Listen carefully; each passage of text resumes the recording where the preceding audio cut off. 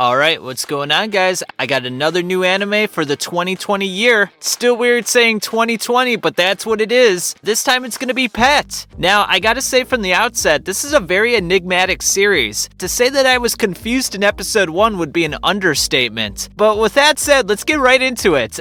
So, it starts off with this little boy and his mother. The boy's just staring at the television screen very absent-mindedly, and he's got his mouth open. I believe he was drooling a little bit too. He just looks very out of it, like it looks like nothing's going on upstairs. So he's at the hospital, his mother is taking him in, she wants him to be institutionalized, and she doesn't really know what to do with him at this point. But then this very mysterious man with a cigarette comes up, and he's talking to this other dude with some long hair, and he has him talk to the child, and all of a sudden, this mysterious dude with the long hair is able to access into the child's memories or mind, if you will. It's a very scary place, very dark and gruesome. It has a very macabre-esque atmosphere, but then this guy is able to transport him through a door to a very peaceful and tranquil place. There's grass and birds and butterflies, so it looks very nice, and he's talking about how he has to separate the two places.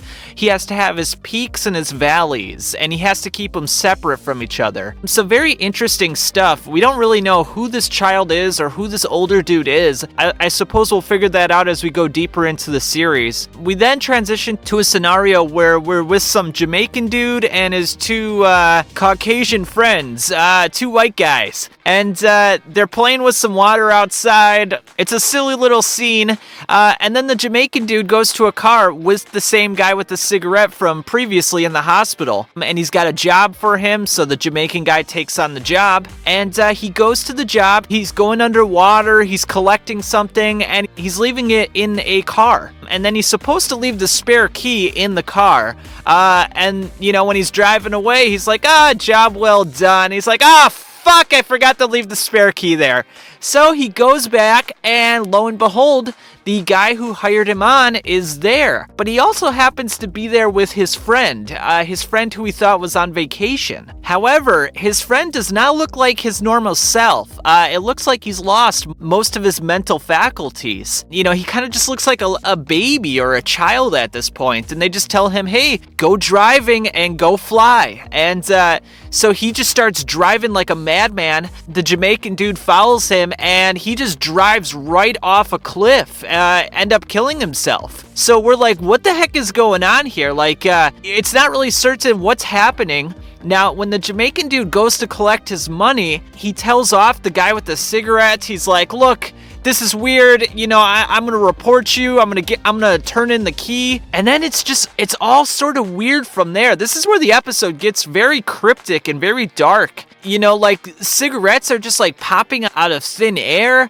The Jamaican guy goes back to his apartment. He's thinking about escaping. But then the two white guys that are at his apartment, they start playing some mind tricks on him. At least that's the way it would seem. There's an eye on the wall that looks like it's looking at him. The guys, like, start doing some weird things. Like, I think one was licking the other guy's nipples. And then it's back to normal again. So the Jamaican guy is just, like, absolutely tripping at this point. He doesn't know what to do. At one point, the Jamaican he's like, oh man, like, I got a headache. And then the white guy's like, I know how to solve headaches. And he, like, shoots himself in the head, but then he really didn't shoot himself in the head. It was just kind of an optical illusion. So such a weird episode. And then by the end of it, the Jamaican guy is, like, very happy and wholesome, and, you know, he's like, he acts like he doesn't know what's going on. Like, all of a sudden, his paranoid persona is gone, and it almost seems like he's missing parts of his memory. And then that's about it.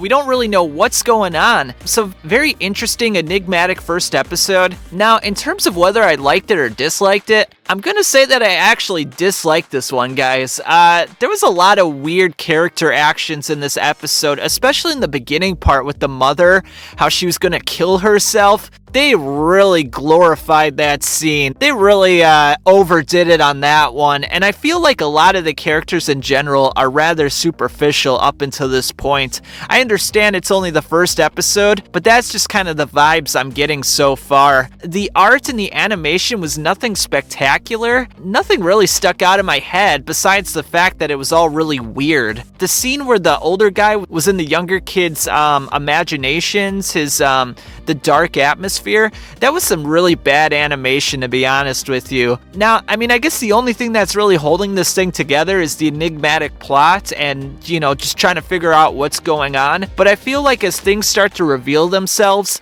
the show is going to be rather empty. There's just really not going to be much holding it together. So I don't believe I'll be reviewing this series anymore going forward. So unfortunately, if you're enjoying this series, you'll have to watch someone else's reviews for this one, but I'm gonna pass on this one. There's really not much going on here. I'll probably still watch it, I just won't provide reviews. But with that said, thanks for watching, guys, and I'll catch you on the flip side.